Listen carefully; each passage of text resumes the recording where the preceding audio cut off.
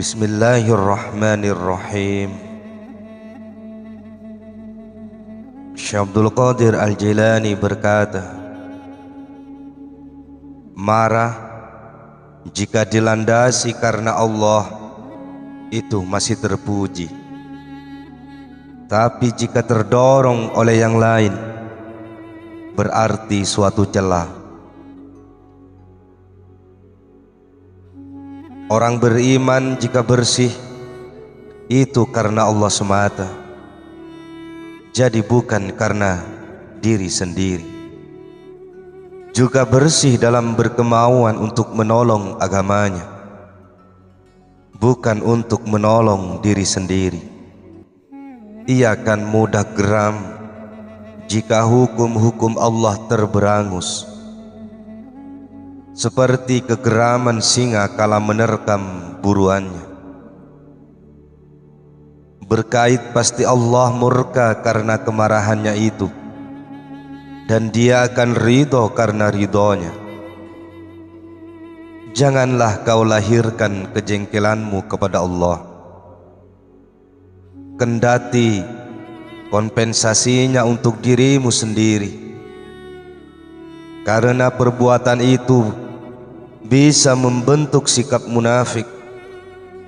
Paling tidak serupa dengan sifat itu, karena Allah punya persifatan lain dari yang lain, bukan seperti persifatan manusia yang bisa berubah atau surut.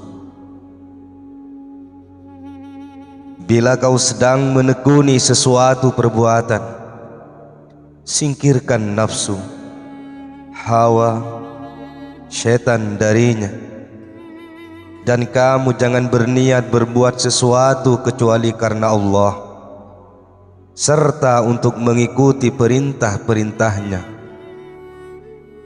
Janganlah kau lakukan sesuatu perbuatan kecuali ada perintah yang resmi bersumber dari Allah, baik dengan perantara syarak atau melalui ilmunya yang masuk di hati bersama penetapan syarak. Berzuhudlah untuk dirimu juga terhadap ciptaan lain, termasuk dunia yang mengitari ini. Cintailah berjinak-jinak bersama Allah, atau jangan bergeser dari apapun setelah kejernihan jiwamu kecuali bersama Allah. Usahakan bersama orang-orang soleh, tentu kau bisa beradab sambil mentransfer peradaban mereka dan berpandang dengan pandangan mereka. Dalam ikatan besar kau melihat dia, baru melihat dengannya. Perbuatannya dalam penciptaan amat suci seperti dirimu tak diperkenankan masuk ke kerajaannya, karena membawa benda najis. Lahirmu tidak bisa masuk dalam kekuasaan Maharaja, yaitu Allah, bersama benda-benda najis yang tersimpan dalam batinmu. Kau laksana himmah yang dipenuhi kotoran minyak. Aman amal bisa kau dapat sampai terenung dalam jiwa yang bersih, dan pada gilirannya memasukkan dirimu dalam kerajaannya. Dalam hatimu hanya terdapat kelancangan, rasa takut pada sesama, berlembut bersama mereka, cinta dunia dan apapun yang ada di sana, termasuk pengotor hati. Tiada kata bagimu kendati sampai hati mati dan menghantar dirimu pada pintu kebenaran hidup, di mana kiblatmu terhadap sesama makhluk tidak diperdulikan. Adapun selagi keberadaanmu untuk mereka sedang kamu mengetahui mereka, maka tanganmu tidak memanjang kepada mereka, sehingga mereka menerimamu. Tiada kata hingga keberadaanmu tersibuk oleh mereka, dan pada orang-orang yang menerimamu juga yang mentaati, mencegah, memuji, dan mencela mereka. Jika taubat sudah bersih, iman pun bersih. Menurut Ahlus Sunnah menambahkan bahwa iman itu bertambah dan berkurang. Bertambah karena ketaatan dan berkurang karena maksiat. Nah, demikian hak kewajiban manusia yang harus diperhatikan. Adapun orang-orang khusus al-khawas, maka iman mereka terus bertambah karena lenyapnya ciptaan dari hati mereka, dan berkurang oleh pemasukan ciptaan dari hati mereka, dan berkurang oleh pemasukan ciptaan dalam hatinya. Bertambah karena ketentraman mereka bersama Allah, dan berkurang karena ketenangan mereka bersama selain Dia. Mereka bertawakal kepada Tuhan dan bertakwa. Kepadanya mereka menyeru, darinya mereka takut, kepadanya mereka kembali bertauhid dan bergantung, maka mereka tidak syirik. Tauhid mereka terletak dalam hati, dan perhubungan mereka antar sesama terletak pada lahiriahnya saja. Jika mereka disakiti tidak membalas. Firman Allah Subhanahu wa ta'ala, dan apabila orang-orang bodoh menghadapkan perkataan kepadanya, dijawabnya, selamat.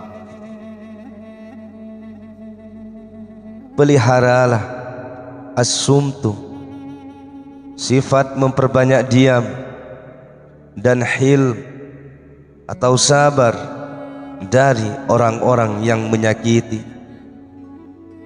Jika mereka membaut dosa besar, yaitu bermaksiat kepada Allah, baru kau tidak boleh berpangku dagu atau diam, karena hal itu jelas haram. Kala itu melepaskan bicara termasuk ibadah, sedang peninggalannya terbilang maksiat.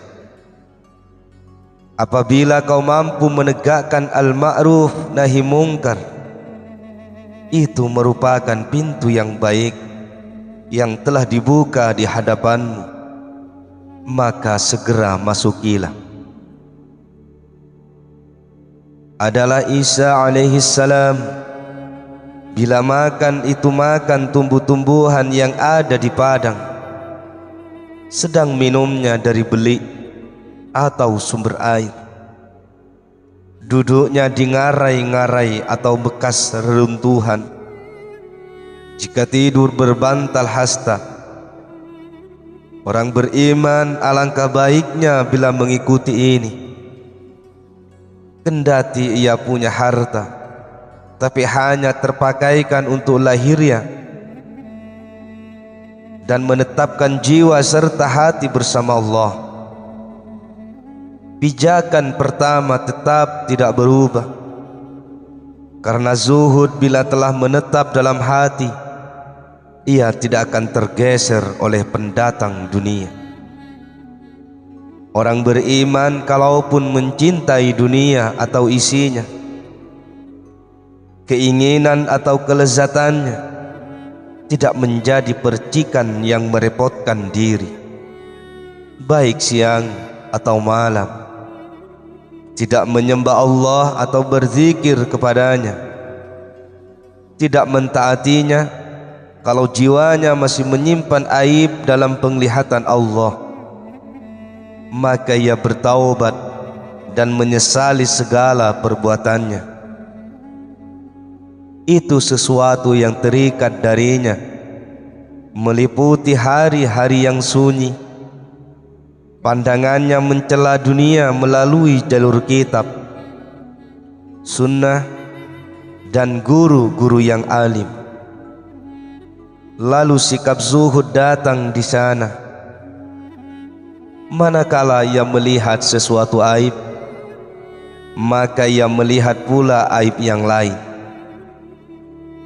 Kemudian ia sadari bahwa hal itu hanya kebinasaan saja. Usianya memanjang sampai dekat, nikmatnya lenyap, kebaikannya tergeser, perangainya jahat, tenaganya pembantai, bicaranya berbisa. Ia berdiri tiada tempat kembali untuknya, juga permulaan dan masanya di sana seperti bangunan di atas air. Dengan demikian, ketetapan dalam hati pun tidak bisa dijadikan pedoman, dan baginya tidak punya kediaman tetap. Kemudian ia menekan derajat yang rendah dan memperkokoh tempatnya, maka ia mengenal Allah. Karena itu, jangan harap akhirat sebagai ketetapan hati. Sebaliknya, ambillah kedekatan dengan Tuhan di dunia dan akhirat, untuk sir dan hati dibangunkan kediaman di sana.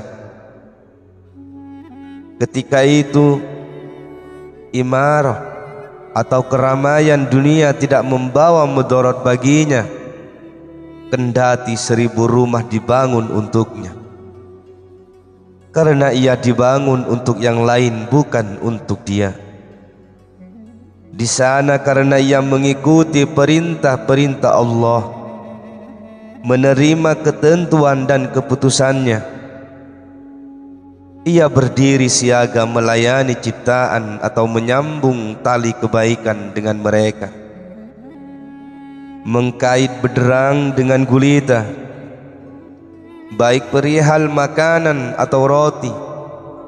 Ia tidak makan biji-bijian itu sebagai makanan yang diperbantahkan. Di sana tidak mendapat persekutuan selainnya, maka ia menjadi makanan yang disantapnya dan berpuasa di samping makanan selainnya. Orang zuhud yang berpuasa dan orang arif yang berpuasa selain yang diketahui, berarti mereka pelapar selain dari penghasilan yang halal. Mereka berpenyakit karena ciptaan, obatnya adalah kedekatan. Orang zuhud berpuasa di siang hari, dan orang arif berpuasa di siang dan malam hari. Ia berpuasa tidak mengenal buka, sampai asma Tuhan tetap di hati. Orang arif berpuasa setahun penuh. Selama itu ia puasa dengan hatinya dan terpelihara sirrinya. Sungguh ia amat sadar bahwa obat mujarab baginya adalah berjumpa Tuhan dan dekat dengannya. Anak-anak muridku, jika ingin bahagia, keluarkan ciptaan dari hatimu. Jangan takut atau mengharap mereka. Jangan berjinak-jinak atau diam bersama mereka. Bergegaslah lari menjauh darinya. Bencilah mereka seakan-akan bongkahan bangkai. Jika kamu bersih dalam hal ini, tentu ketentraman pun bersih di saat mengenang Allah dan gelisah ketika mengenang yang lain.